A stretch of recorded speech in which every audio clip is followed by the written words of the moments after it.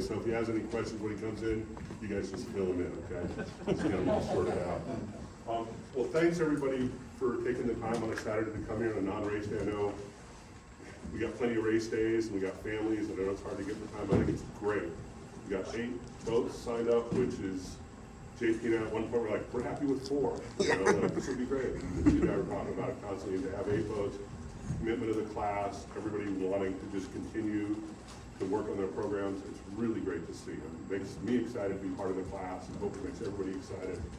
We hope we're here, we can help, you know, kind of get some stuff on the table so everybody can learn how to do better with their boats. So for anybody that doesn't know me, I'm David Gruver. I own Sketch. This is Seadon. I'll tell you who he is. Yeah, I'm Seadon Wijsen. I know a number of you. I work for North Sales. I've done sales with the Olson 25s for a long time, as well as a number of other One Design boats and big boats, handicap boats, and whatnot. So I think a lot of the enthusiasm in the class has come from Dave and John buying Sketch and then just sort of, you know, creating a class structure. And I know like Fox had his boat, as he was just saying, like 20 years now, right? And the class has always been around, and like so many One Design classes, they kind of go up and down, but you really need somebody to drive it. And I know Dave has been a big part of it, JP, a big part of it now. I mean, a number of you guys are probably a big part of it. I don't know so much about what's going on in the class, but it's great to see the energy.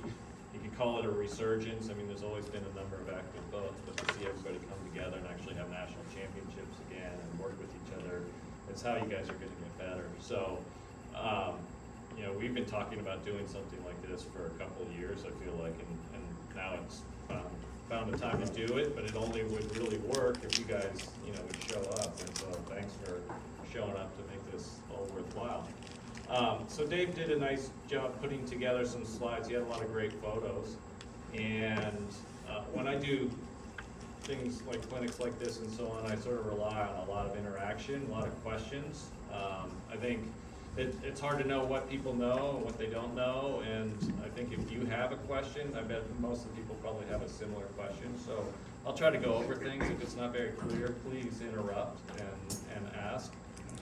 This is a, you know, pretty informal setting, which is all about learning and really not about anything else. So, so I think we can kind of go through this, and you know, so this is, go ahead, Dave. So the way we arranged today, we want to talk a little bit about, you know, it's not just about where the right lead is and how much bang and how much back leads. You know, we want to talk about the whole picture.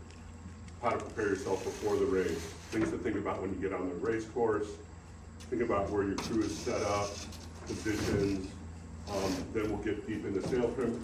And then, you know, we'll spend about an hour and a half in here going over this. And then we'll get out on the water. We'll do some on the water drills. We'll do some tuning, do some short races. What we want to do is just do a windward, leeward finish. Boom. And when you finish, you got to round the finish line, jib up, tight down. That's your finish. So just, you get into those repetitions of sets and drops. And then after we're all done, we'll come back in here, do a debrief, talk about what we learned, think about things we might want to do going forward. So that's sort of the arc of the day. Hopefully that makes sense to everybody. And so I think we'll just get right into it with sort of talking about pre-race preparation. So I don't know, Stephen, we haven't really choreographed on this one, so we're just going to kind of go back and forth. I don't know if you want to get going. This is going to be really good next year, for sure. Right, so boat preparation to me means it's kind of two things, right? Boat preparation is what you work on in your boat like all winter preparing for this season, you know, but it's also boat preparation for your race day, which could have been, you know, yesterday, essentially. So it's sort of two-pronged, and I think we're going to go over like deck layouts and things that are projects that you would do in the off-season or in between regattas. So that's a big part of boat preparation, right? So nice bottom, clean bottom, good sails, making sure that everything works. You know, one point I make is that big problems always cascade from a small little thing, and that small little thing is usually something that easily could have been taken care of if somebody gave it attention. And so to me, that's a big part of boat preparation. I think the classic one is when we first bought our boat in 2018, it had been sitting around with a furling jib, I don't think Egypt had been down in years, right? And we went, I don't know if you remember, we went and did I don't know if it was a club race or Friday night race. You were vocal. Nothing worked. Sales didn't go up, sales didn't go down, it was hard bringing things, and he's like, I think it was a thing like, why are you supposed to, and hard. Yeah. You were upset, and it really is a good point, right? You wanna prepare your boat to make it easy to sail. The easier your boat is to sail, the less time you spend with your head in here, and you get head out there. Where's that next shift? Where's that next puff? What's that guy doing over there? Where do we need to be on the race course? And I think we see it all the time, where we get focused on what's going on in the boat, and we totally lose track of the race course. All of a sudden you're overstood, all of a sudden somebody's got an overlap on you, all those things. So that preparation of and think about, how can I make my boat easier to sail? That's huge, makes a huge difference in your success on the course. Yeah, and it makes your boat more fun to sail. If it's easier to sail, it's more fun. If you have problems retaining or finding crew, having a boat that is well prepared and fun and easy to sail is gonna be a lot easier to find crew, so. That's important, and Dave's got a lot of nice slides of deck layout. There's not a lot you can do with these boats, but there's definitely a number of things you can clean up and stuff. Yeah, we'll get to that. Done that, yeah. Crew preparation, again, that could be something that you're doing far in advance of a regatta or the season. Recruiting, we're not gonna get too involved with how to get crew and retain crew, but crew preparation is very important in the sense making sure that everybody's got the right gear to sail these boats. I'm sure you guys have all been there, and I'm sure you see it, now that you're more experienced, but you get people to show up and they have like gear to do the Fastnet race, or go Sydney Hobart, like full on offshore gear. And yeah, it's windy and wet here, but you can't even move around in a boat like the Olson 25 when you have too much gear, bulky life jackets.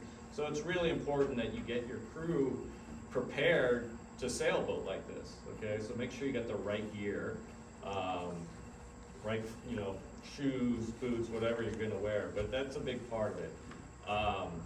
Basic stuff like making sure you have enough water, making sure you have enough nourishment, food, whatever, sunscreen, all those things should not be stuff that you're focusing on the morning of a race. This is all should be done beforehand.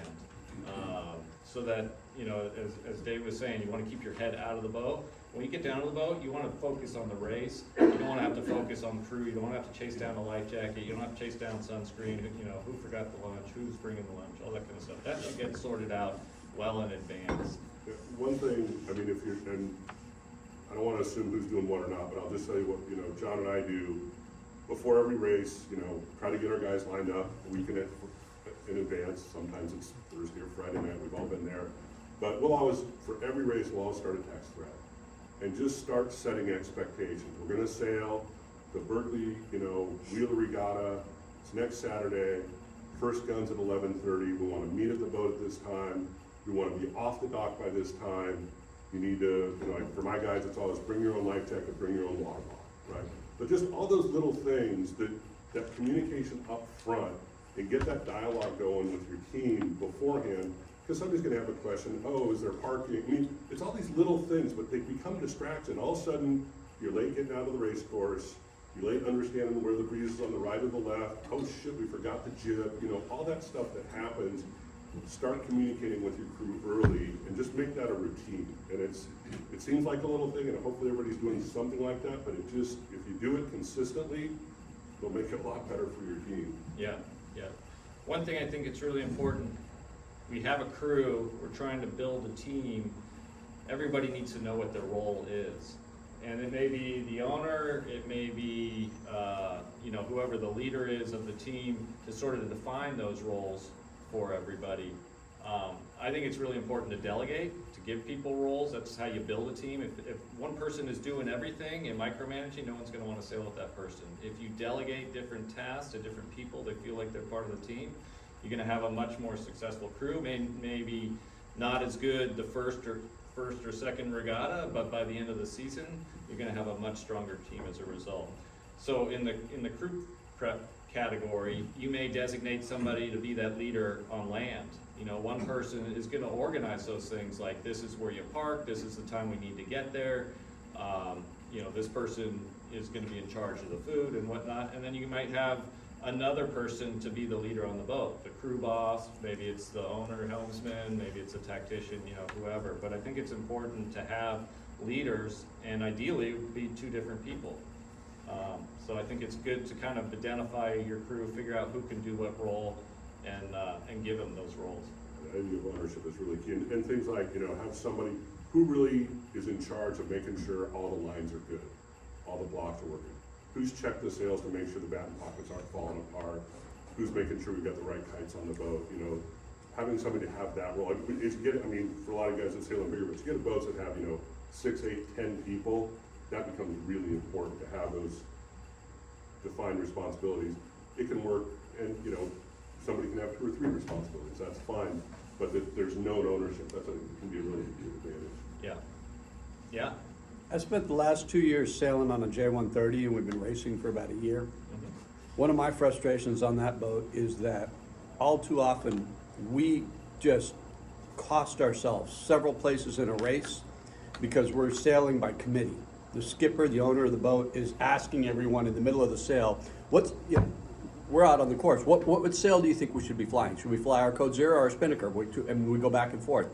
And one time, I mean, we had two members of the crew arguing about a maneuver and whether or not we'd done something wrong, and the other boat, and the skipper just kept saying proper course. And at the end of the sail, I debriefed everyone. I said, look, I don't care if he's dead wrong. He owns the boat. He's the skipper. Just shut up. And that's one of my biggest frustrations, is getting out on the boat and the communication is just bad. Yeah. And we could do so much better if we just had a little bit better communication. Yeah. Well, I think it's about setting expectations between things. You know, on our boat, the way it works is, so I'm sort of, you know, ultimately own where we go on the race course, but my trimmer is usually, been very fortunate to good trimmers. They're partial tacticians, and then our middle person, we usually pick somebody who's a really good strategist. So we're lucky, but that person is the person who's always eyes out of the boat. So in the case of Caroline, who's on the boat, she's the one that we look to. Are we going left? Are we going right? Other people feed, but she feeds that back. And just however you do it, you've got, you know, trim, you've got boat handling, you've got tactics. If you same thing to ownership, if you make it clear who owns that, so then somebody feeds information. Like when Carolyn owns tactics and John's sitting next to her, he's like, hey, you know, he's like, look, they're up on the rail, they're talking quietly. I think I see more breeze on the right. You see that? She'll be the one that will relay it back most often. So you have consistent lines. You know that's coming from the right person. I think that cleans up a lot of what you're saying, but you got to talk about that before you leave the dock. Big part of it. Yeah, I think it's just a classic case of nobody having a role, knowing what their roles are. I mean, you gotta have one leader. Everybody has an opinion, everybody has input, but they shouldn't be providing their input unless they're asked. So, you know, you can't do things by committee a lot of times on a boat, because the communication is so confusing. So you got a designated crew boss or a designated tactician, whoever that leader is, and he will ask the different people for their input and make the best decision.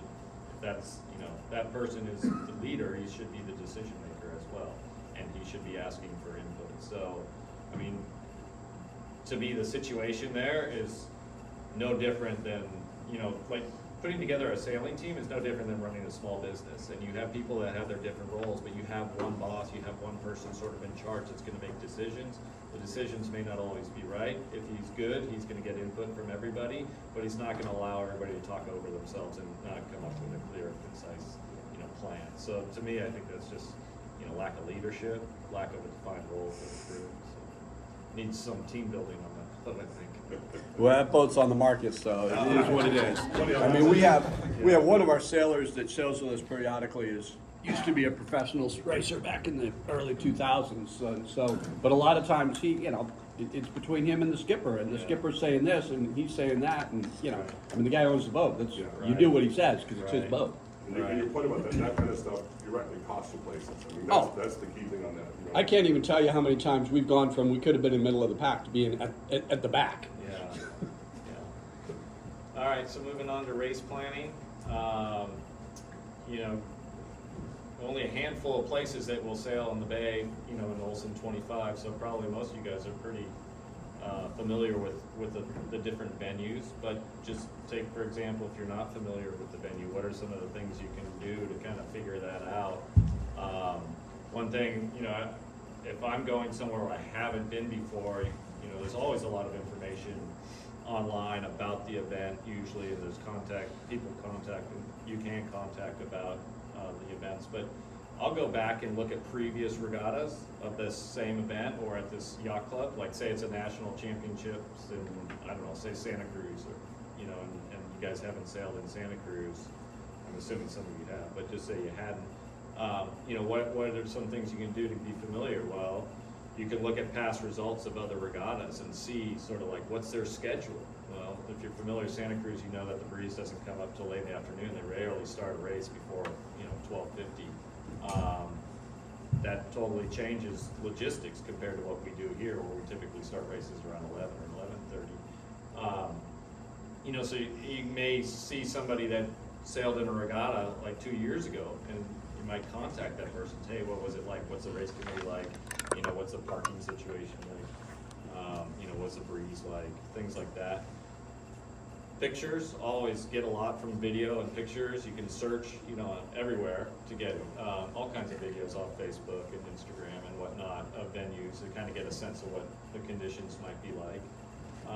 And then, you know, weather and race course analysis. I mean, there's just so many apps and so many different websites now that you can figure out what's going to happen potentially. So you can really sort of create a plan based on past history and then current weather.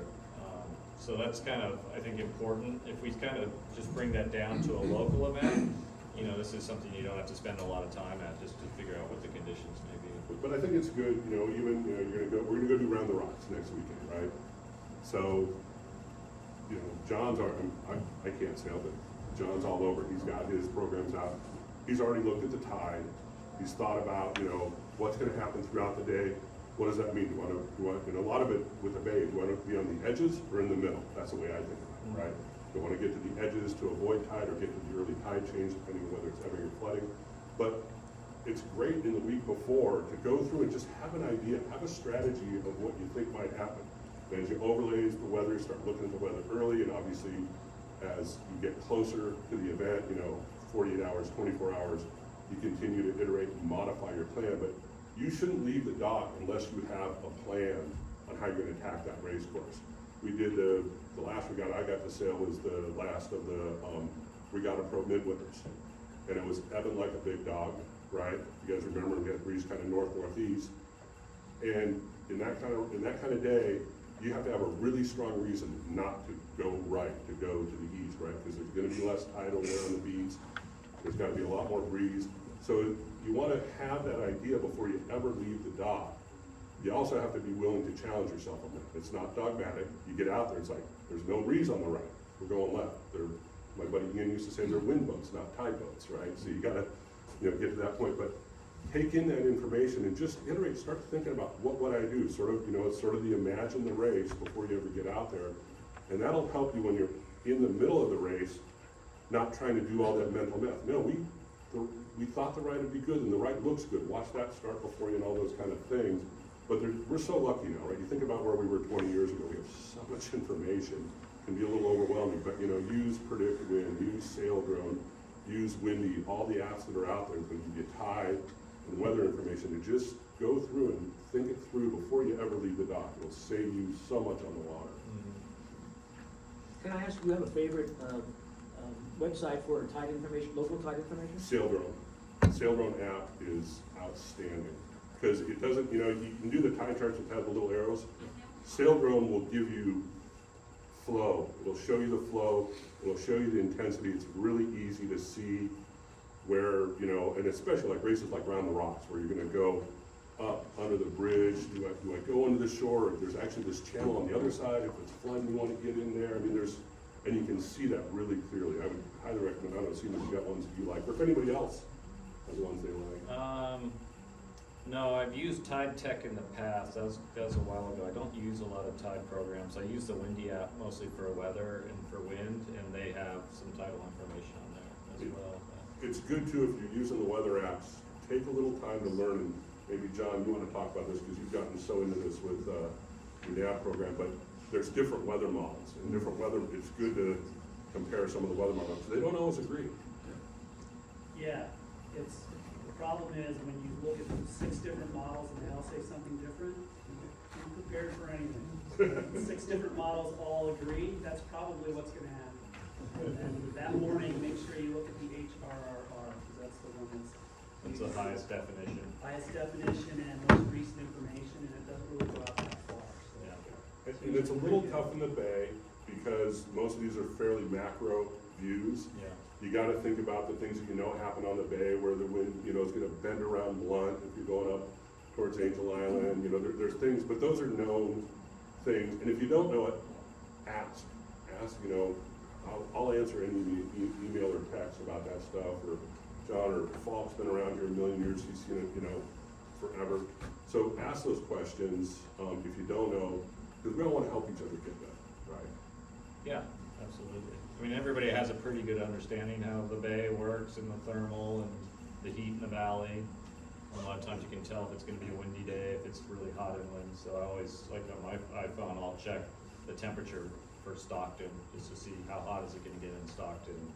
If it's gonna be, you know, over 100 degrees, it's probably a good chance, that if we're in like July or August, a good chance we're gonna have a windy day. I mean, it's a good chance we're gonna have a windy day regardless, but it can really tell you a lot, because sometimes you can be fooled into thinking it's a windy day and it's breezy early and then it dies and it just gets so warm here and there's not enough temperature differential between here and in the valley. So these are little quick things you can kind of check. And I think you brought up something really important, you're gonna have this plan, but when you get on the water, assess what's really going on. Don't be so dogmatic about your plan. Well, the wind's gonna go right, but there's no wind on the right, so there's no point in getting over it, right? Just really reassess. It's a baseline plan, but then just reassess it throughout the day, every race, every leg. Are things lining up the way I thought they were in my head, or are there other things I need to be looking at? Yeah. Any Hey, there she is. thoughts or questions? Did you leave Steve behind? What's going on here? You know, I don't know where he is. He's coming. All right. And the final thing is, you know, we'll get into more detail, but also, when you get into the dock, before everybody takes off, before your third beer, which although on our boat, that's not before we get to the, just take 5 or 10 minutes and talk through the rest, talk through the things that you did, I mean, celebrate the positive things, and then talk about the things you need to improve. Oh yeah, on that drop, the sheet didn't get let off soon enough, or nobody was near the topping lift, or on the tacks, I think I need to make sure I get the sheets out from under my feet, or whatever. Just take 5 or 10 minutes to debrief on that stuff, because that'll help cement in your mind, because it's so easy. You come in, I gotta go, and you gotta get the boat put away, people run off, and then 4 or 5 days later, like, what did happen? Right, just take a few moments to do that, it pays huge dividends. Yeah, it's really important, I think, just to ask yourself and ask everybody on the boat.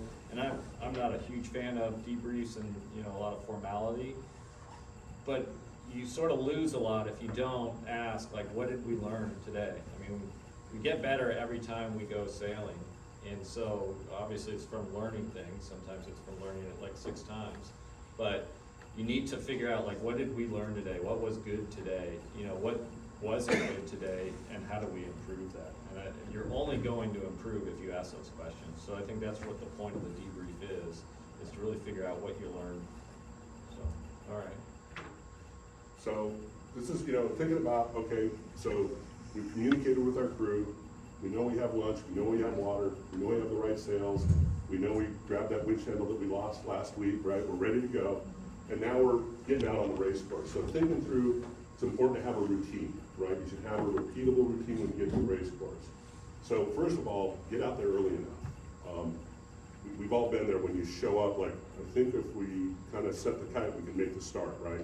Those are not your favorite days. But get there early enough, ideally enough time to sail the first leg, right? And when you're sailing that leg, you know, you're checking, is the boat getting up to speed, right? Everybody should know what they're, and you talk about target speeds, you can get polars, but it's, you should know on your not meter, if we're sailing full pressure with the Genoa, you know, JP boat might show 5.2 knots, our boat might show 4.9. It doesn't matter what the number is, but is it the number you should be hitting, right? So you start sailing, if you're not hitting that number, ask some questions. Is the lead in the right place? Do we have the right amount of backsail? Do we have the right sail? heck of that. Or is there something wrapped around the keel, right? But do that speed check first. You're gonna do the sail check, check your leads, check your marks. We'll talk about marks and everything later. And then, also, you know, record headings. Get an idea. We're sailing 180 on port and 270 on starboard or whatever it is, right? Ideally, write those down, right? I think most of us are lucky. We've got the electronic compasses. They give us some stuff, but clue into that stuff before you ever start the race, because it's terrible to come off the line and the first question you're gonna ask yourself, are we up or down? Are we headed or lifted? If we're lifted, we're gonna fight to stay. If we're headed, we probably wanna get out, but by sailing that beat beforehand, you get some idea of where you are. Yeah, the other thing is, just look around, where's the breeze?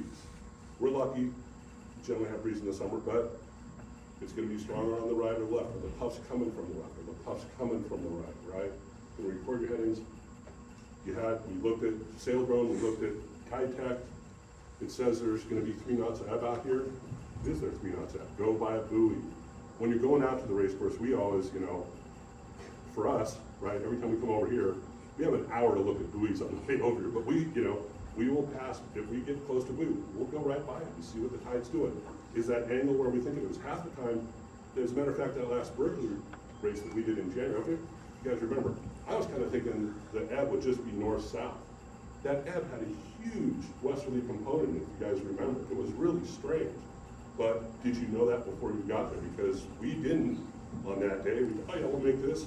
Holy crap, we missed that ley line by a mile, right? Had to take 2 more tacks, things like that. So, you know, you're kind of going through and either validating or questioning your assumptions beforehand on that, getting out there early. Yeah, so a lot of racing that I do, we get out to the start generally 45 minutes to an hour early, and then we always look for another boat to go line up with. I'm always a big fan of last off the dock, first in, but you gotta really make sure you Or leave first enough off the time. boat, you said that's a big You gotta make sure you leave enough time to try and find another boat to kind of check in with. And as David was saying, you know, the instruments are all gonna read different. So if you're trying to talk to each other about, like, when you get back into the dock, like I was going 5.2 and he was going 5.5, you know, it's like, well, were you guys fully calibrated? I mean, who knows what everyone's calibration is? So you should have your own target speeds based on when you're going well. So a really good thing to do, and when you think about how much time we actually race these boats and how much time we spend sailing, it's really not a lot. So you want to take advantage of every time you can line up with another boat and gauge your speed. So, you know, if you can talk someone else into going upwind and just sail on each tack for, you know, 5 minutes at a time, tack 5 minutes, tack 5 minutes. If you do that, you know, twice, 20 minutes or so of upwind sailing, and then you can set your spinnaker, go back down and start figuring out your race plan and what everything looks like. But that's really valuable because, one, you can confirm your target speeds. If you're going very even and you feel like you're going pretty well, you know, whatever that speed is something that you should mentally lock in, and you want to keep, in these boats, you want to stay within a couple tenths of that speed. You know, so let's say it's 5.3, you want to be 5.1 to 5.5 upwind. If you're getting slower than that, there's a problem. If you're getting faster than that, you're most likely sailing too low. So really kind of try to find somebody to line up with. The other thing is, when we do line up and check speed, I will really look around at other boats sailing around, and they're not necessarily boats in the race. They could just be cruising boats, and just trying to sense like how much wind there is in other parts of the bay or wherever it is that you're sailing.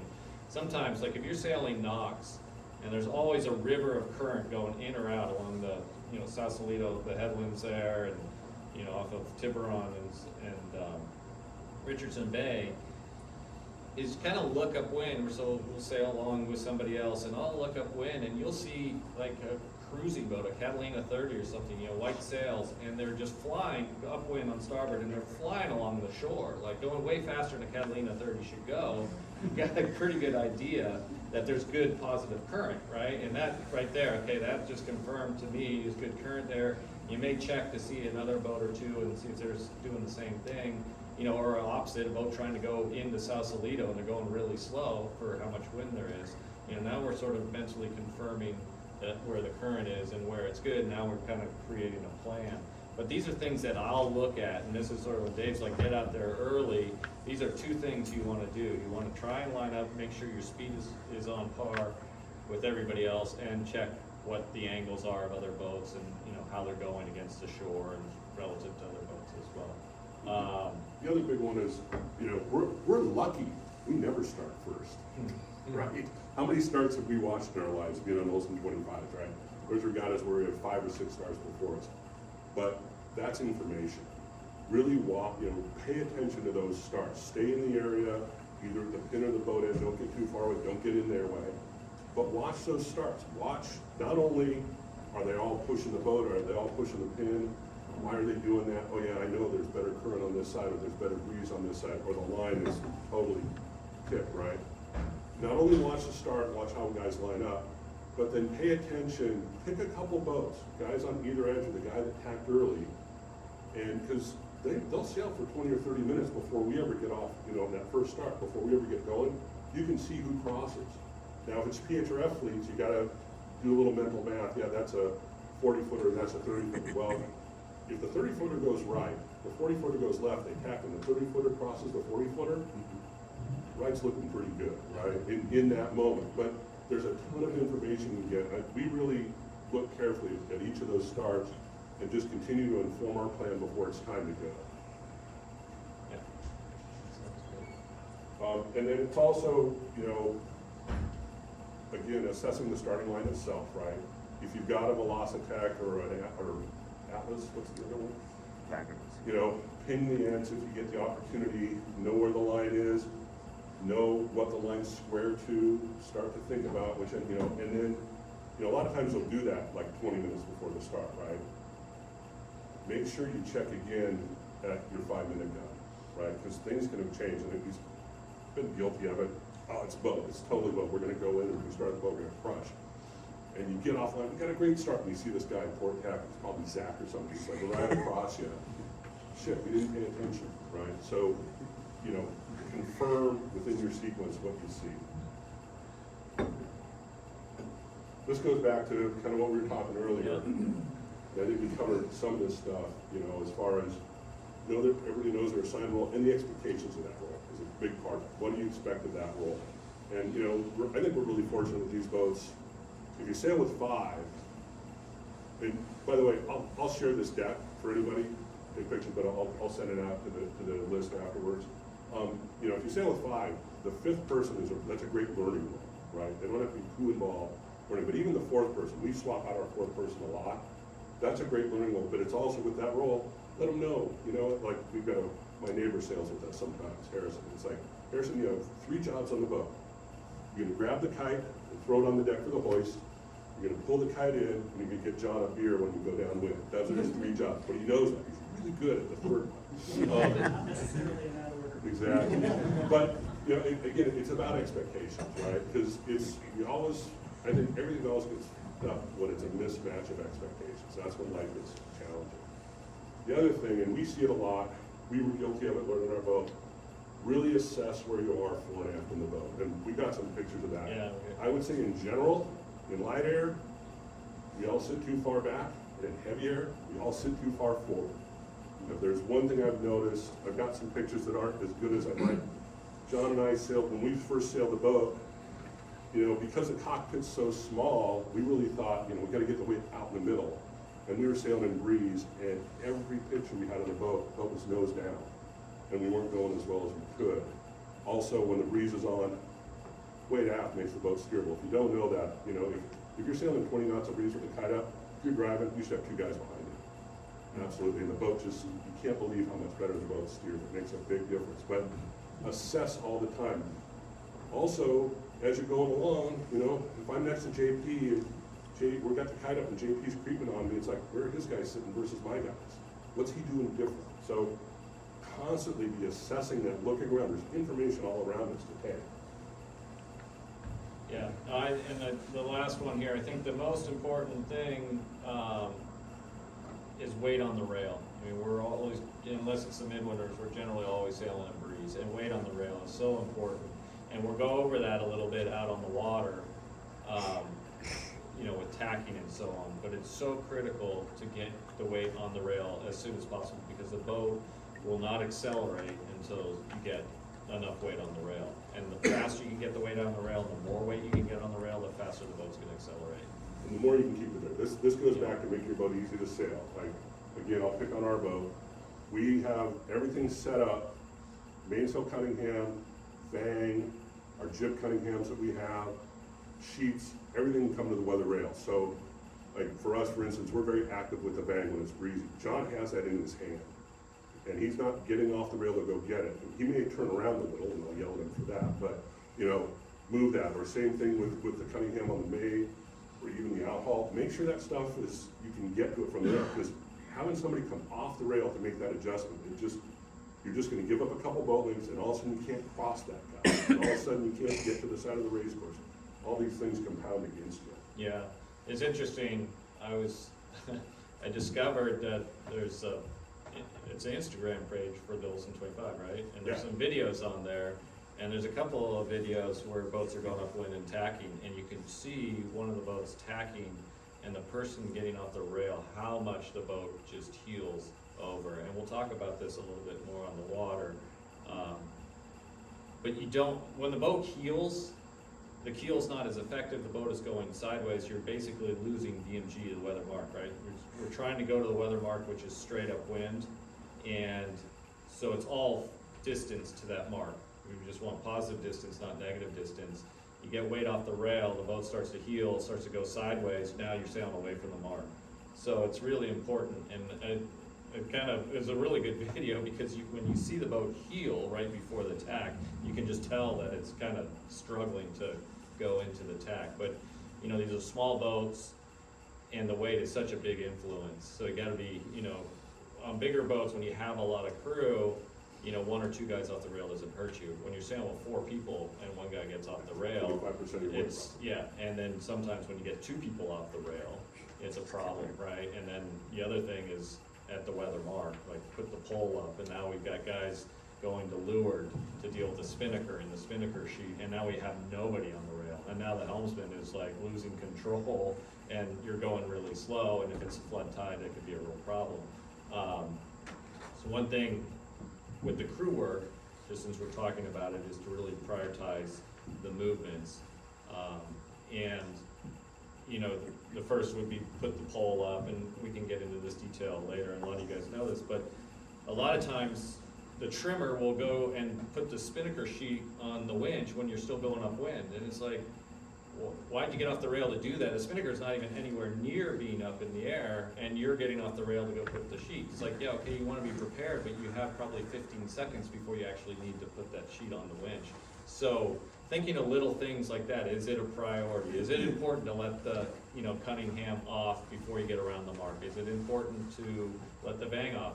Yes, a lot of times it is, Bang is, but Cunningham is not. So you gotta figure out what are the priorities, and is that more important than keeping the weight on the rail? So I think a lot of people look like, these are my jobs, they don't realize how expensive it is to get off the rail in terms of your upwind performance. And it is something we'll talk about when we're on the water day. You're gonna get feedback. Feedback is a gift, remember that. But, when you're thinking about what makes a good tack, it's not just whether you got the jib inside the lifelines, right? It's the whole choreography of the crew moving across. The best tack is when everybody stays on the rail as long as possible. You make a smooth turn, the jib comes around inside the lifelines, and everybody's on the rail as soon as possible. Those are all, it's not just getting the gentle run, which is a bitch on these boats, but think about that whole thing. And so as you go through and practice, you're practicing your tacks before the race and then some of that stuff, keep track of those things, because they make a difference. You're gonna accelerate faster out of the tack to see this point. The problem is, you think about it, if the person comes off the rail early before tack, you start slowing down, so now you've got into your tack slower, so now you're coming out slower. It's just, all these things, it's just this negative feedback loop that just, it costs you length of the race. All right, so we'll talk a little bit about what we're gonna go through some trim stuff. I probably should have had this later. I think I may even repeat this slide, but just want to kind of talk about what we're gonna do on the water. So, see, maybe probably you better to talk to this than me. Yeah, so ideally we go out there and try and stay together, and it sounds so basic, but it's unbelievable. It is like herding cats, because everyone's going off different directions, and one guy wants to look at this, and another boat's talking to his crew and just not paying attention and whatnot. So really try to focus, and we will rein you in with Steve's protector. We're gonna come by and try to get you close.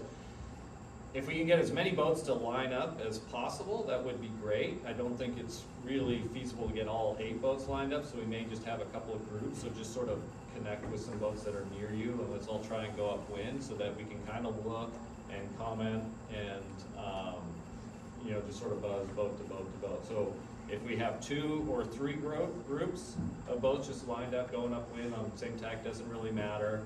I think that's sort of where we want to start. And once we kind of have a good feel for that, and we will tell you like tack, and we will watch your tacks and make some comments as you're going upwind. Depending on the conditions out there, we don't want to get too crazy windy. I don't know if it will today or not. So we're going to kind of try to speed things up based on the weather conditions out there. But once we have a good feel, everybody feels like they have good feedback, then we will go in to do the starting drills and the short races. Starting drills are great, but I don't want to spend a lot of time on the starting, just enough so that everybody gains some awareness. And then we will focus more on the races, because there's a lot more coaching we can do doing the short races, in terms of spinnaker handling and tacking and mark roundings and things like that. So that's sort of what I had in my mind. I don't know if A couple anybody has things, different. we'll show, like, when we do the starting practice, we'll start you, you'll go, we want you to sail for a few minutes, let's see how this sorts out, right? It's not like just get across the line and turn around and come back. See what, you chose a position on the line, you were forced into it, you forced the other guy out of it, you got the spot you wanted, how did that work out? Get in that mode. So we'll let you sail for a little bit, and then we're gonna be on channel 79.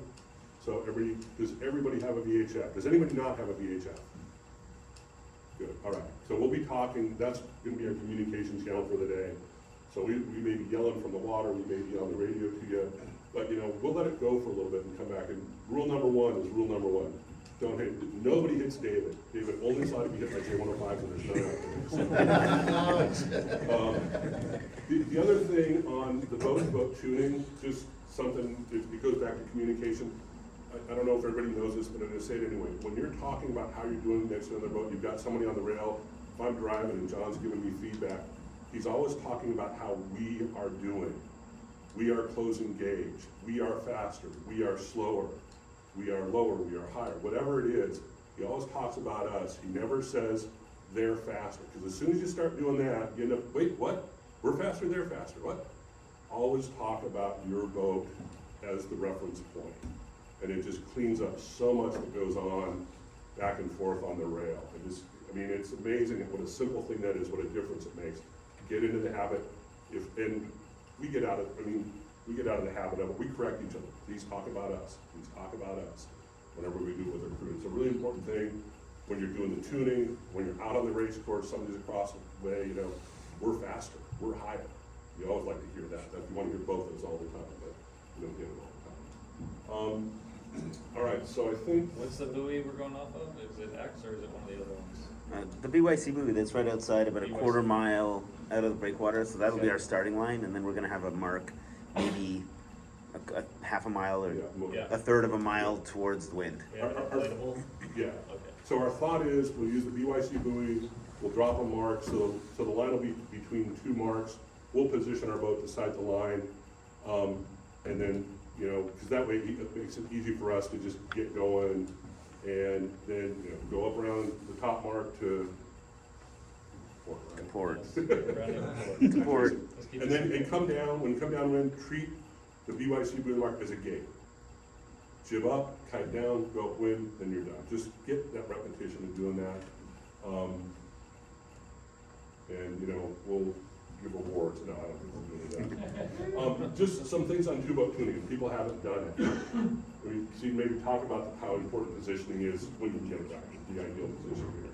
Yeah, so, basically just in the diagram, you don't want to get too close to each other where you're interfering, your wind is interfering with the other boat, but you don't want to get too far apart because you could essentially be sailing in different winds or, whatnot. So you want to get like a couple of lengths apart. It's really important to try and get bow to bow. The leeward boat, if it gets too far forward, is just eventually gonna disturb the weather boat. So a lot of times the leeward boat can put themselves in a really beneficial position, and You it's feel like like, you're, but you don't really learn this. you're not learning anything, right? It's like, oh, we're really fast, but. The other, if you're the windward boat and you get forward on the leeward boat too Yeah. far, they have no option but to go low and fast, right? So if you're the forward boat, just take a little dig up, slow Yeah. down, drop back, and even, wave your hand, I'm gonna burn a little speed, and we're gonna reline, right? But that, we see it all the time, somebody wants to start tuning it at this point, right? It's like, or somebody wants to start tuning it, you're not gonna learn anything, so try and really focus on that. Yeah, I think, the one point you have here, and we'll help get boats lined up too. You guys may be really good at it. If someone keeps lining up incorrectly, we'll tell them to slow down and so on. I think one thing that's really important, is to know the wind direction, right? Because if you get a header, it's obviously gonna make the leeward boat gain, and if you get a lift, then the weather boat generally is going to gain, right? So, you could be the leeward boat, you could be lined up, you could sail through a 10-degree header. If you're not paying attention to the fact that there was a 10-degree header, the leeward boat is gonna think that they're a lot faster, and the weather boat's gonna think they're a lot slower. So you always have to take that into account. Was there a wind shift, right? So check your heading when you start your lineup, and just kind of monitor your heading through the lineup, to know if you got a lift or a header, or were you faster or slower. So that's important, because we're doing this to really learn, right? To figure out if we're going as fast as we can go. If the other boat's faster, or if we're faster, that's what we're doing. So you're cheating yourself if you don't record the wind direction, and if you don't line up correctly. And I would say, we'll learn this stuff today, you get more practice. I honestly, I don't think I've ever really seen anybody line up. I think, David, we did it at the Nationals, just this last summer, we lined up with a couple times. Yeah, I think a couple times we have. But rarely do I see it happen. It'd be really smart, you guys are lucky over here, before you leave the dock, hey, Zach, let's go line up before the race. Get a boat buddy. Move your boat buddy around when you can, but, talk to somebody before you even leave the dock, or when you're on the water, hey, you guys wanna go upwind real quick? Communicate that stuff, because, like Seadon said, we spend all this time racing, we don't spend as much time just learning how to make our boats go Yes. fast.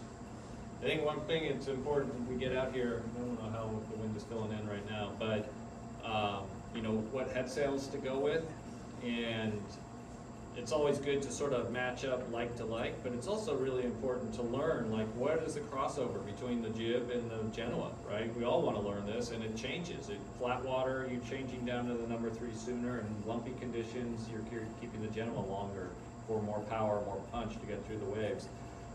So I don't wanna say, like, we should all go out with Genoas, or we should all go out with 3s. I think you go out with what you guys think is right, and if we have some boats with 3s and some boats with Genoas, I think it's a great learning experience for everybody, and we can observe it, we can tell you what we see, and you can tell us what you think, like, I thought the boat was, way overpowered, or I thought the boat was going well, or, whatever. So, I think the important thing is go with the head sail that you think is the right one for the condition, and then most likely we're all gonna go out with Genoas, and most likely, maybe by the end, we're all gonna be in the number 3. We'll just have to see what the weather does, but I think the main thing is just go with what you guys think is the right sail.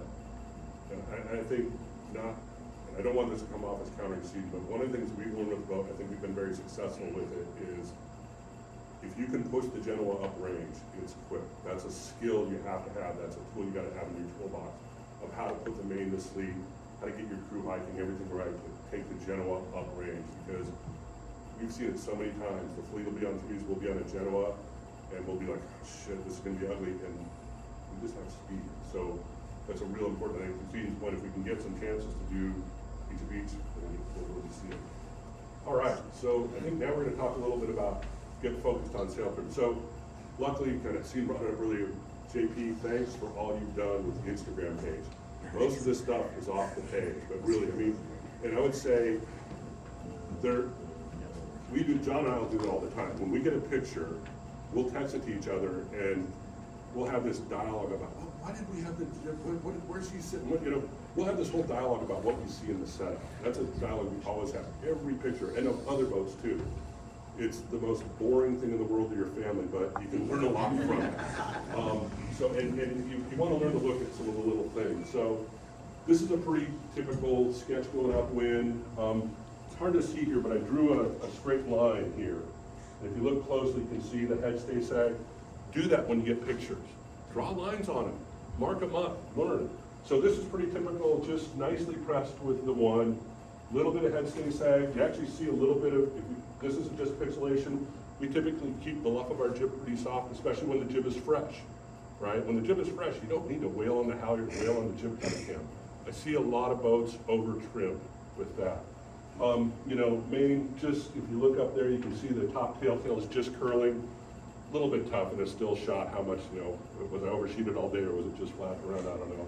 But look at things like on our boat, I always look at where this is our backstay block, and you'll see in some other pictures. I always look at where that is. So in this case, we're not even max backstay. So we're clearly not at the top end of the one, right?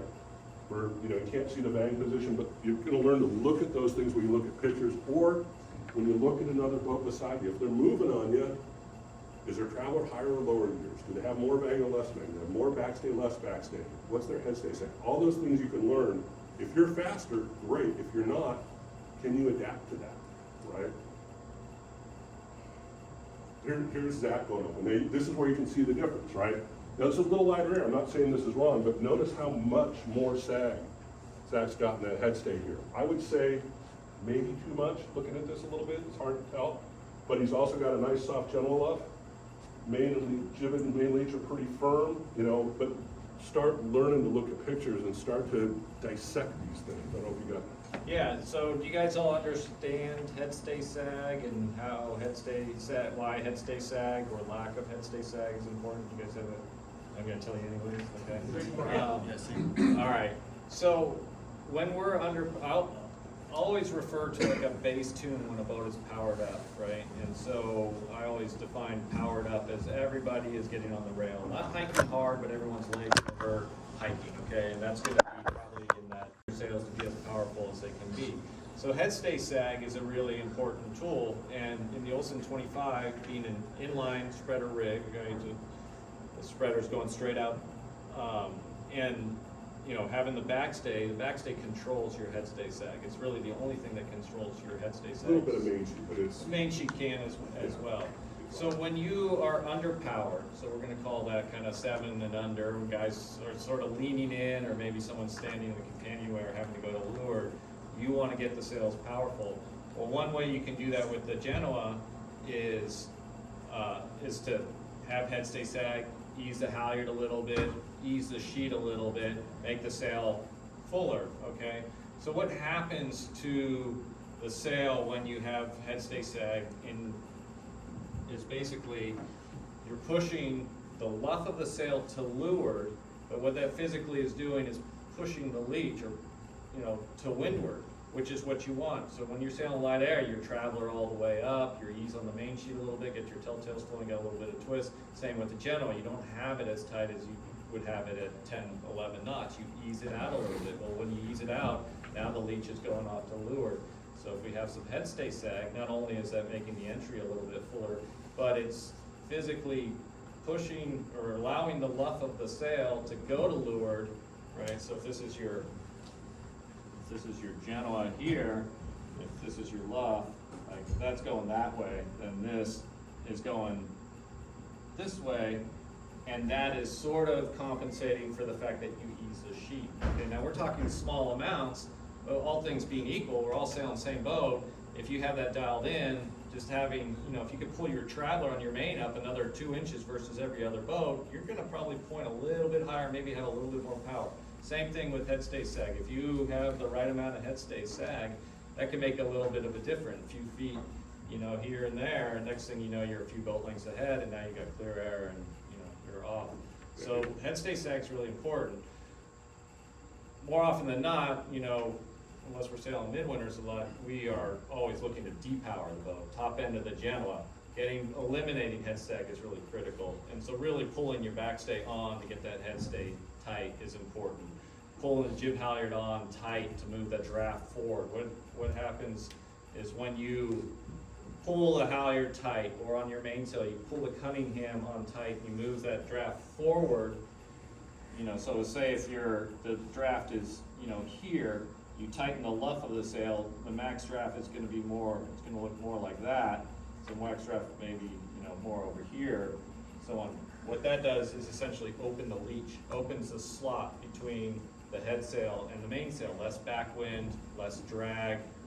That's gonna make you go better in the breeze, right? In the head stay, it'll kind of do the opposite. If the head stay is getting tighter, pulls the luff here, lets the leach kind of open up. So it does the opposite, obviously, but these are all things we want to depower, and it's very important if you're sailing at the top end of the Genoa.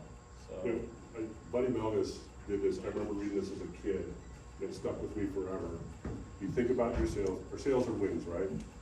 If you haven't heard this analogy, if you've heard it, I apologize, bear with me, but think about when you're on an airplane taking off. If you ever sit in a window seat by the wings, flaps are down, the nose flap is down, the depth of that foil is as thick as it can be, right? Because they're going for maximum lift, but that foil also has a lot of drag, but for that moment at slow speeds, you want lift. As the aircraft goes faster and faster, what happens when you take off is the aircraft accelerates to 200, 300 knots. Flaps come up, the nose flaps come up, right? And that foil becomes much flatter. It goes from this to that. It's the exact same thing we're doing, and you're just trading lift for drag. Once the boat's up to speed, if you're going your 5.2, 5.3, and everybody's height, you don't need any more lift. Now you're trying to, let's get rid of drag, and get rid of drag by flattening the sails out, right? It's about head stay on, bang on, outhaul on, back stay, that's how you do it. But to me, I can't sit in an airplane without thinking about it still, 50 years later. But it's a really good way to just think about, you're trading lift for drag in this scenario. Yeah, so if you go back, Dave, the picture before, or go back to the first one. This was the first one. Was that the first one? Okay, yeah, There's one here where you want to talk about putting things to sleep. yeah, well, I was just gonna go back just to kind of show, right, so pretty straight head stay, top end of the Genoa, this is what you're striving for, this is what you want to see, and then if you go to the next, a lot more sag, lighter condition, much more powerful for the lighter condition. So you can't, in these two pictures, it's hard to say what is correct and what's incorrect, it just depends. Are you overpowered or are you underpowered? To me, that's a very good looking shot if you're looking for power or right on the edge of not having enough power. A little bit of a loose luff here, drafts a little further aft, a little more sag. Top telltale, the main is flying, so the main's a little twisted. That to me is powerful, so if you're sailing like 10, 11 knots or less and you're looking for power, that's a good setup right And there. in general, the boats like juice, they're wide. You got a lot of wetted surface. Juice is pretty good until you need to get rid of it, right? This is another one, this is kind of thinking more about twist. This is double-handed, right? So this is probably in about the same breeze that Zach was saying when looking at the water, but we only got 2 guys in the boat. So, you can see the outhaul's quite a bit tight, the outhaul's pretty tight, the main's kind of full, but the jib is, if you look at the upper sections, right, it's hard to sail with the shot, but it's pretty flat, so you're adapting to who you have on the boat, who's, on there, but the thing I like about this is, thinking about twist profiles, making sure those are matched up. I will tell you, for us, with the north jib, when we're pressured, we're within an inch of the top spreader all the time, when we're up to speed. Not 2 inches, not touching, just about an inch off. If we lift some waves, burp it, go to 2 inches, as soon as you're up to speed, bring it back in. Sometimes we'll squeeze a little hard, but that's, and I see a lot of folks that don't sheet that hard, and I see us able to do this. So, now you gotta be able to keep the boat at speed there, but you should strive for that. This is sort of, interesting, I've added some things here. So this is top end of the Genoa. This is that day, JP, where we went to Alcatraz with the one and everybody else had 3s. But you can see here, like this wrinkle in the main's totally inside out, right?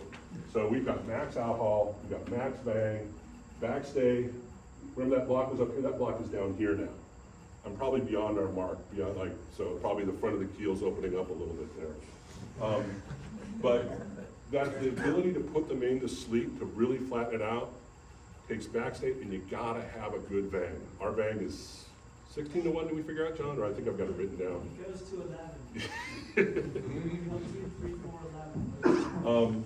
But the bang is a huge control, because with the deck step rig, the rig doesn't really bend with the backstay. It gets a little bit of bend from compression, but like, you know, if you've got a heel step rig, you can play with your partners and make the rig bend, right?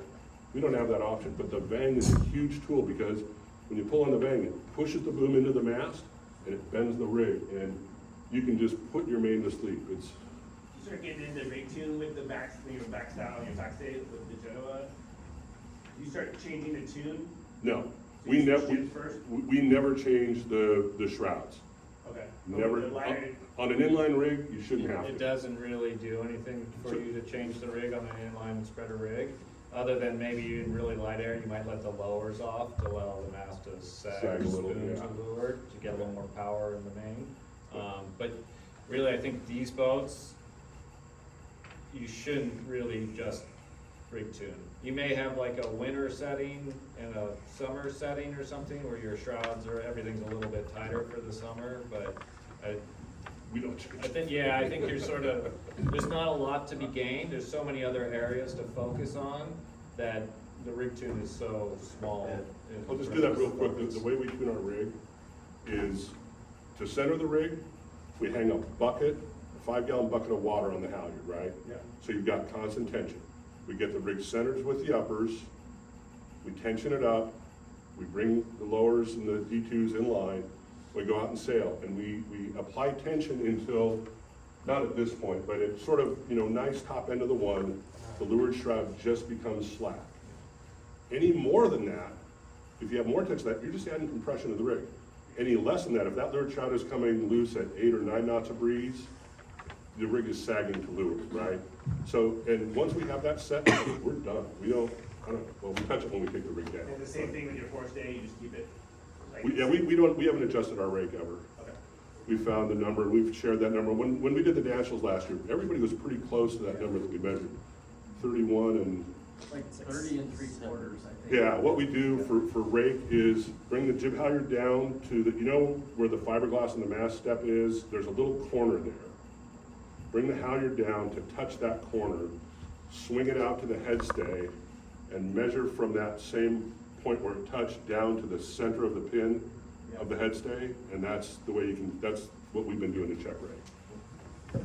But I think this is really key though, that ability, you know, and you can actually see the top of the main is still kind of working a little bit, probably a little overbent, but you know, we're just trying to survive with the top end of the one here. But that's sort of, you know, what Sean was talking about, you know, going at full range of the sails. This is also interesting. It looks like we don't have enough halyard on. You can see that little pucker around the window. Yeah, We probably are soft on halyard Could be. in that one. yeah. From where you're sitting, I mean, is the main backwinded at this point? Like you're kind of seeing a little Oh, yeah. bubble in there? A little bit, but that's more just the fact that the main is so flat, it's got an overbend wrinkle around the Yeah, back. so you guys all see this wrinkle right here? You guys all know that, it's just the mainsail's inverting, that's from, when you pull too much backstay, you start to get that inversion wrinkle. That's max backstay essentially. You wanna be able to get your main that flat. If you can't get your main that flat, you need to either change your backstay or increase purchase or bang, whatnot, but you wanna be able to flatten your main so that you can get that wrinkle. Once you get to that wrinkle, you know your main is flat, you don't need to keep going backstay. You can't really go Yeah. any more backstay, so that's max backstay. The other point, when you get into this top end of the Genoa where you start to get overpowered, yeah, he's probably getting some backwind here, which sort of accentuates this sort of look, right? So, but, and when you're sailing, you don't, unless you get hit with a big puff, you don't wanna dump your main where it's just completely roughing, because if you do that, now all of a sudden you got lee helm, right? You got all the pressure's on the head sail, nothing on the main, the bow's gonna wanna go down, you're gonna be pushing the tiller trying to get it to point. So you wanna keep a little bit of trim on the main, and essentially, when you're overpowered, the only part of the main that's really working is just, you know, bottom bat in this little corner right here. That's what's keeping you pointing. You have more than enough sail area because you're overpowered, and your jib, your Genoa, is what's driving the boat. You just want to have enough bang on and ease the sheet enough, and have obviously enough backstay to get to this point where you're just sort of floating the main, where the main may occasionally just sort of waver back and forth. Oh, top tails are all flowing. And it's just floating, not dragging, not violently shaking the rig, but just, you know, again, occasionally get a big puff, you let it drag, but otherwise it should just be floating. That's what you should be striving for when you get in that overpowered condition. And when we're in this condition, so that's the bang is bottomed out. And the bang is controlling the twist at that point. So I don't touch the traveler. Traveler's centered, and I'm doing everything with the sheet so I can respond to puffs quickly and not be dicking around with a bunch of rope. And so that's also a nice thing when you have the bang set up this way, you get it to the right setting. And it makes, as a driver, you can just sit there and drive and you don't even look at it. You're just sort of feeling the boat going up to and like that. Another shot coming off the line. The only thing I was thinking about this is just when you're coming off the line, a couple things. And this is modern air, but if I look at this, I see some pretty full sails. Like you can look at this top third of the jib, mainsail, the telltale's fully flying, a lot of twist. When you come off the line, this is why you don't want to have anybody to lure it up. This is, I'm happy to be here. This is Steve, right? Yeah. You know, I just want to race away from them. I don't want to close them off. I just want to go fast. So this is an example of the Traveler. If you look closely, Traveler's just above center line, backstays, maybe 3/4 on. We're all about just go fast off the line. And I think I've seen it a couple times where we come off the line and we're so busy trying to screw that one boat next to us, the whole fleet sails away. So be thinking about the bigger picture and think about, you want to come off the first, 3 minutes of the race is often like sets your whole day. Yeah, yeah. Off the line. For sure.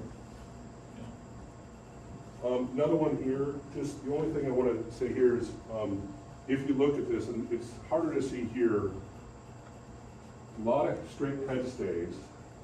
And if you look at this one, we've got more sag and a much more juicy jib with a softer halyard. I just point out there's difference in trim here, and you guys will have these slides. You'll see them a little better on the PC screen or your screen at home, but just again, always, when I look at pictures, I'm looking at all these things, like who's set up how do their sails look, who's sheeted home, who's soft on the luff, who's, overtrimmed. It's a little hard sometimes from a beam shot, but just, you can kind of see some different things. Bottom end, this is sort of low end of the 3. And just bring this up because a couple things, we're able to sheet in the main pretty firmly, right? We're not overpowered. We don't even have our outhaul on all the way. We've got the 3 up, but our outhaul is easy. Don't think just because you have the 3 up, you bone the outhaul, right? Look at the conditions you're in. Backstay, again, halfway down, not bone. So again, just thinking about, well, how do I get the most out of the sail I have up? Sometimes we get dogmatic. The 3's up, hike hard, pull everything hard, and why aren't we going anywhere, right? So really think about those things as you're going through the different settings. When you get underpowered with the 3, really, the sheet tension is really important. You can really power up the 3 by just easing the sheet out a little bit, get a little more twist in the top and make the sail more powerful. Again, we talked about backstay. Again, if you're overpowered, use that backstay off, allow that head stay to sag a little bit, and that will power up the head sail. But I think you get these boats where you only have a 1 and a 3, essentially, is a lot of times you'll get caught with the 3 and being underpowered, and having the ability to make, when all these boats, almost everyone's sailing with a 3, having the ability to power your boat up better than everyone else is just gonna allow you to do better. So really kind of learn the tools to how to, we're so focused on always depowering because of the breeze that we sail in, but also focus on powering up when you're underpowered. I think that's a really valuable thing to learn. This is kind of interesting. I just do this one. This is an example of somebody getting, you're fully pressed, pretty pressed with your 3. If you look at this, the main is out, right? The main is out pretty far, pretty flat in the top, open to the top. The jibs actually looks to be kind of open to the top. But the one thing I noticed here, it doesn't look like the outhaul is all the way out. Bottom main looks a little full there. So there's an opportunity, because you're overpowered, you want that on all the way. Which one is It's John Zimmerman. Is that you? No, Zimmerman, John Oh, Zimmerman. that's, okay, yeah. This one, just point this out, difference in sales. This is at that National in St. Francis, or it's SFIC. Look at up here, the cord, at the upper cord on this, on a newer 3, when we first built our 3, we actually had to recut it because the leech was banging into the shredders, right? It really fills a port triangle. This 3, look at the cord up there. Look how much narrower that is, right? And to see what Seadon just brought up, we've got this big gap between the 1 and the 3. Having a small 3 is not great. So I think it's just something we've learned with the boats over the years, and we've learned that with all boats over the years. for this setup, you want the biggest three you can fit in that four triangle. If you look at some of the Grand Prix race boats, I don't know if it's still in vogue, but they always have threes. Like when Paiwaka came out, they had reverse swept spreaders so they could get a bigger, another 4 or 5 inches of girth in the three. But just having a full-size three makes a difference. And it also, one of the big keys to having as big a roach, or as big a girth, I should say, at the top is it allows you to twist open. If you have a really narrow girth sail, like this one to leeward here, you ease the sheet and the whole top is just gonna kind of fall off. It's not gonna do anything for you. So it's so important to have a girthy sail to just allow you to twist. And that's, you can see the evolution of sail design. Really skinny mainsails just don't twist effectively. Now you see all these boats going towards larger roach, larger girth sails, and now square tops, and when you start to see it in the head sails as well. But twist is so key in a lot of these boats. You need to have the ability to twist, and that's one of the important things with having a wide head up there. So let's talk a little bit about crew weight. So here we are, modern air, downwind, 4 people, person here, person in the, what we call tank commander, right? 2 people in back, plus a motor. That's a lot of weight aft in an Olson, right, in that kind of air. So always be thinking about your crew position. And in light air, you want to push forward, heavy air, you bring it back. These idiots, same thing, the fattest guy on the boat sitting back on the stern pulpit, right? Luckily, I don't know if that's you for, it doesn't look like your gear, but at least we got one person up at the mast, but also the leeward, but probably too far aft. So just, you gotta be thinking about that all the time. Are we in the right place fore and aft? Just not to pick on Steve here, for this example, you're going downwind, we forgot to let the bang off. Look how tight the leech of the main is here, Steve, right? It's bone tight. You should be twisted in this stuff.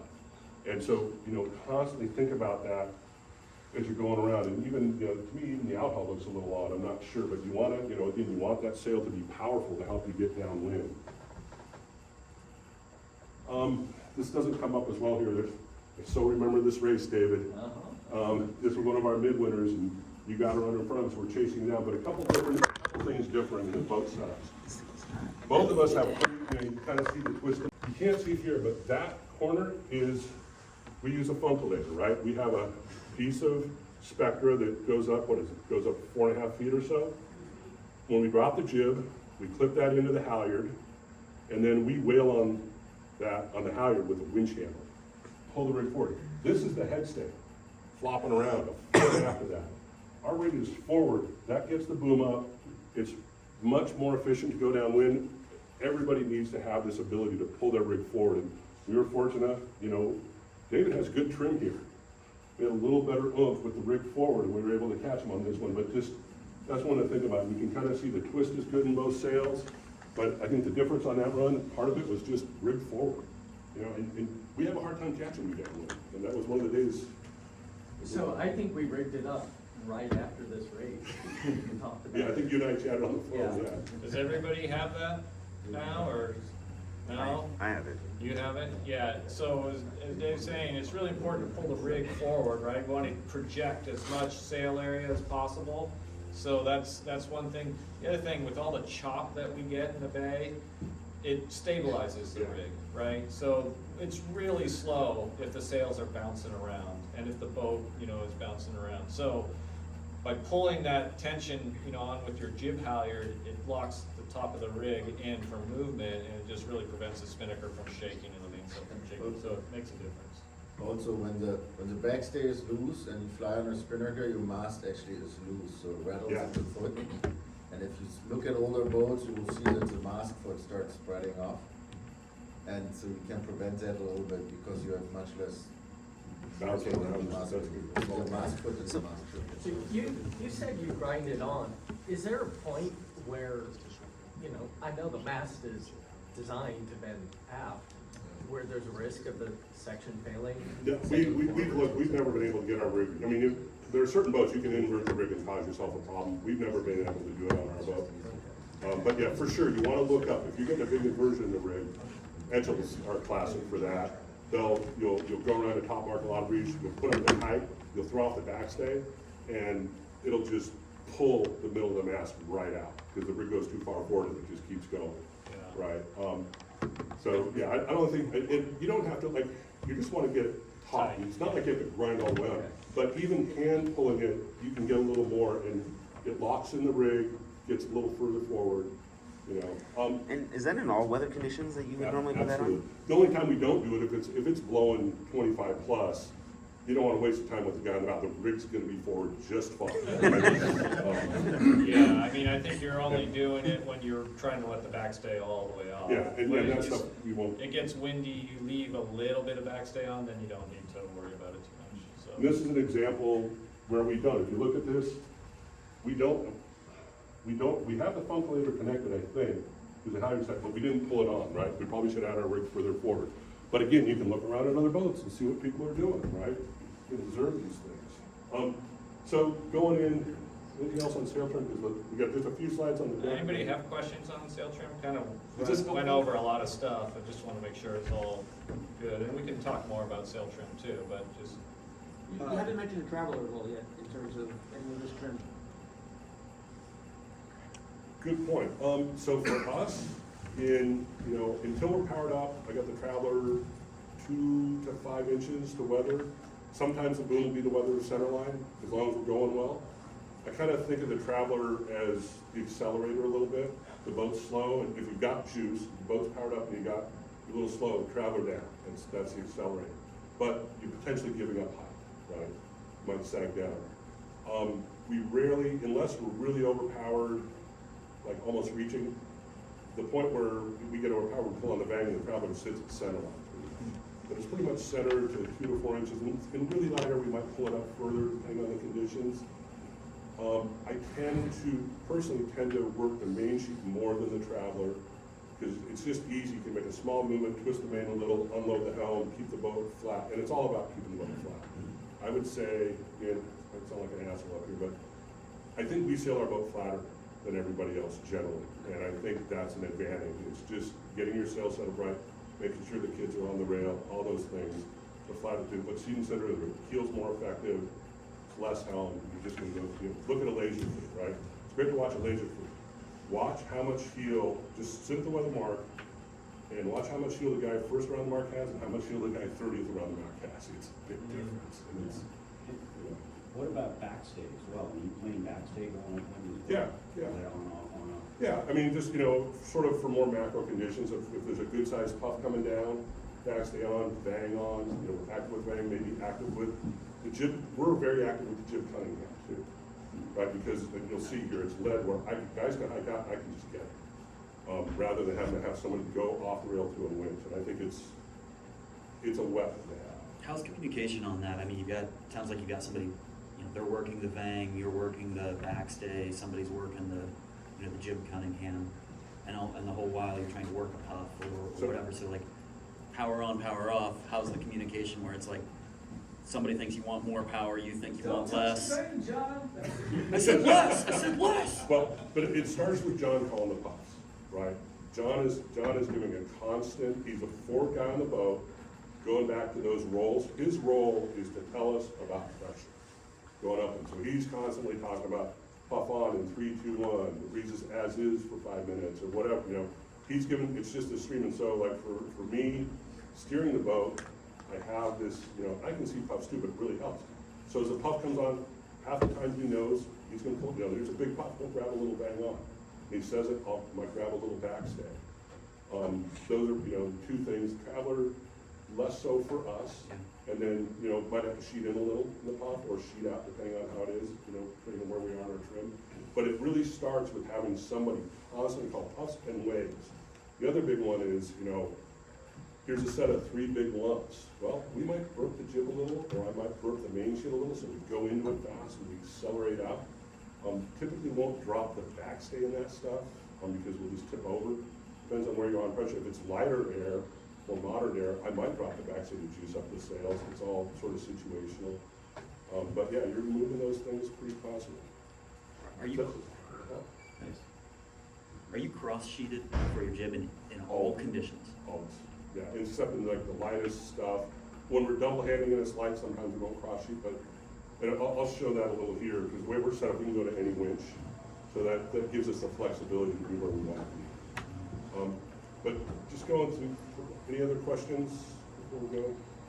So this is our jib cutting hand. So we've got a line that goes through a block at the base. We've got a cradle and a sail. Loop goes over, it comes down, it hooks on the horn. So you've got a 2-to-1 there, comes down, you've got a 2-to-1 there, right? Then those go down either side of the deck. We've got little keepers so John doesn't, but if they go up in the air, John trips and then he comes back and punches me in the nose. They come back across the deck to a 3-to-1 and to a cleat. This is also our foreguy goes to both sides, it's at the mast. But this is within easy reach of the helmsman or the trimmer who's hiked out. And we adjust that a lot. I mean, I don't know, we wore one out, right?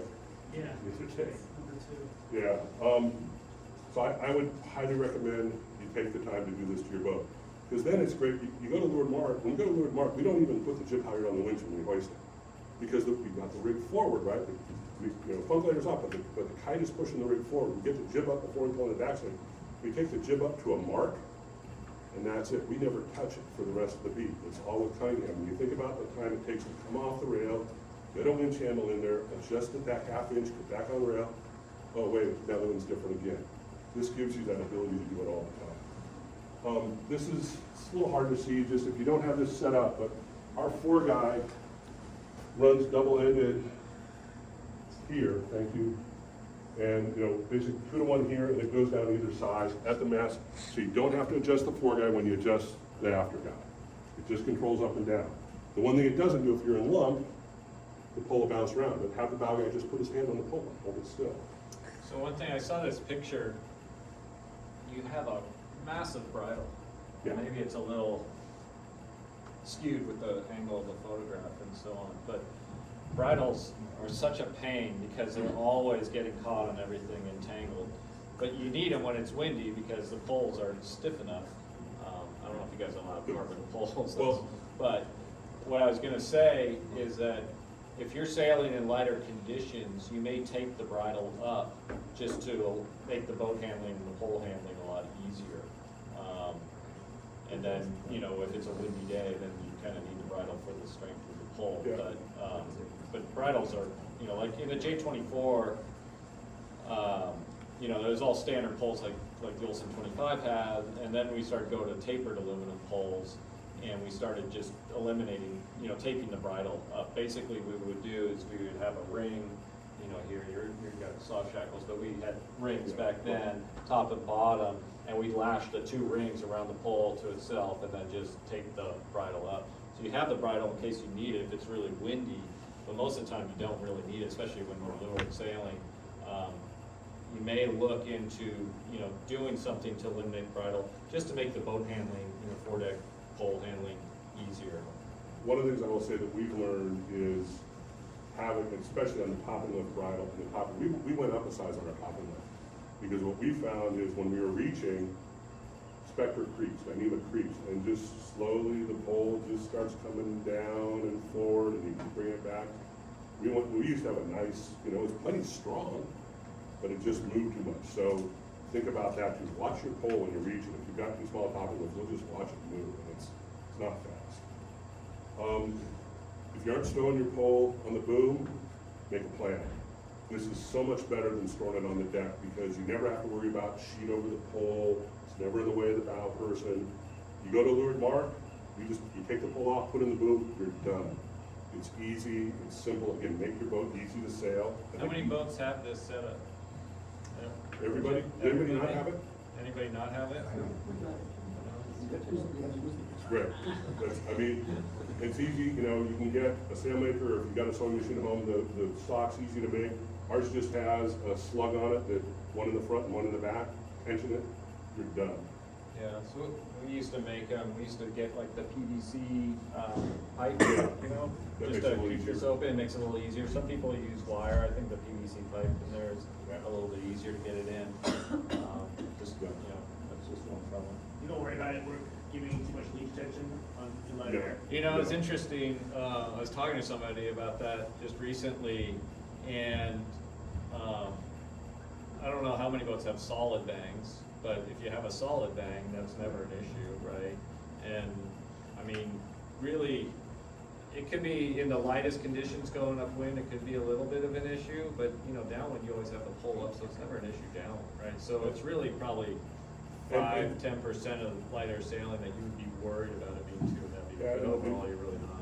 Going back to previous life sail naturals, like when you're down in San Diego, sometimes we just put the pole on the deck. You have that option, right? You don't have to put it in, so you have Right, an option. you have the option. The other thing is, we're big fans of the launching bag for the spinnaker and the hatch.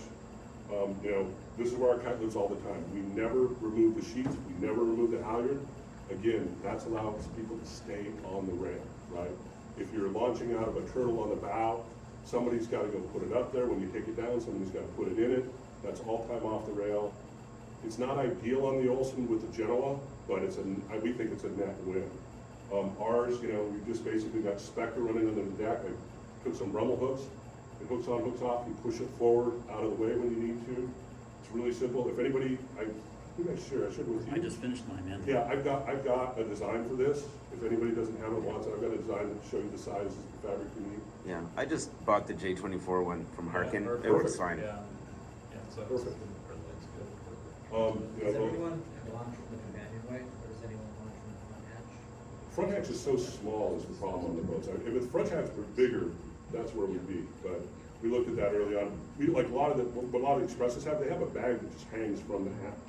Just throw it in the bag. It's a great setup, but Bigger hatch. yeah, so we've got a bigger kite and a smaller hatch, not a good combination. Did you say they make them for the J24? Yeah. You buy it? You can buy, Yeah. it's a Harkin part. If you're launching from the hatch, a couple things. It's funny, when John and I sail double-handed, I think we get better sessing with our crew sometimes, because we're just so used to it. But you have to constantly tell our middle person, dig the kite out of the bag, get it up on the deck at the clew of the Genoa. You don't hoist it out of the bag, you gotta get it out of there and get it up on deck. And then get the tack, at least past the shrouds, preferably further forward, before you ever hoist. If you hoist when the tack is here, you start hoisting, you're gonna get a twist. Get it back there, you want, when the hoist starts going up, you wanna be able to get this to the pole to keep the kite from twisting. The other thing is, up here, don't overease the main and trap the halyard between the main and the spreader. So there's a couple little things you gotta, if you do this, you gotta pay attention to those things. That's the difference between a good set and a whole lot of yelling. We've got both. So you're pre-feeding all the way to the pole before you even start hoisting? We would start hoisting here. We're about to hoist here, but we hold the hoist until at least past truss. And because we use knots, the tack will get hung on the shroud, they'll get hung on the leech of the Genoa, you gotta get it around that stuff. You know, when you got the Genoa up, right, this thing is going up over the sheets, Yeah. right, so that person who's down there in the middle person, if they can get that around, then I can pull the guy back. But it just happens. The person on the hoist is just, I wanna hoist, and it's all in the back, and it's just so cross sheeting, I think most people have something like this. We've just got a turning lock on a loop, and so from there, we can go to the windward primary, we can go to the windward secondary, we can go to leeward secondary, leeward primary, we can go anywhere we want, depending on what the conditions are. It just gives you flexibility. Have you ever had worried, obviously not, but if that block breaks or the loop breaks, that you have that block flying through the cockpit unattended? Well, hopefully it bounces off the wings there, but it's a good point. The block is way oversized because we wanted the larger diameter to be free running. That block, you could lift the boat with that block, right? And the loop is huge, it's because it was easier for me to make with a little larger line. But it's a fair point, oh, absolutely. I Yeah, think, but I don't think it's gonna go very far. I mean, yeah. even if the winch isn't there, right, it's coming out of the Genoa car and it's just gonna wrap around, you know. If you're concerned about this, you know, it's not gonna go that way, it's gonna go that way, right? So even if that winch wasn't there to catch the sheet, it's still gonna go right into the cabin, so I wouldn't be too worried about, I'd be worried if anything broke on these boats, right? I mean, it just shouldn't happen, but if it did, I don't think that's gonna be a big concern. This is the other thing, I've made this for a few people, but we came up with this idea of this riser for the main sheet. If you're like me, at my height, if I use the foot blocks to hike on when I'm weather, my legs are bunched up, I can barely walk the next day. I can straight leg with my foot on here, and I'm not in the way of the main sheet. It's just a little 3D printed riser. Who did I just make one for Bill? I think I just made one for, yeah. It's great. Put a little non-skid on it. If anybody wants one, let me know. I'll get one made for you. We also make, you should have foot blocks. This is another little piece, and again, I'll make this for anybody. I don't know if anybody's had this problem, but we had problems on our boat. The lured slackline traveler, this line would fall down into here and get caught. I'm gonna pull the travel up and the line's all tripped on itself, and I'd have to pull the slack out of the top. So I made this little guide here that keeps it from flopping on itself. Again, make your boat easy to sail. If anybody wants a set, happy to make it. Just a bottle of vodka is the cost. What? Bottle of vodka is the cost. Not anymore. I'm down to cash since I stopped drinking for a while. Bill knows. On your backstay, this is our backstay, but the key thing here is we've got marks. Make sure, again, we haven't really talked about marks much today. Marks on your sheets, marks on your halyard, marks on your van, marks on your backstay. When we're going downwind and I'm looking upwind, it's like, okay, 10 to 12, Genoa, backstay goes right here. I know before I go around the lured mark. So when we're going upwind, we're not dicking around.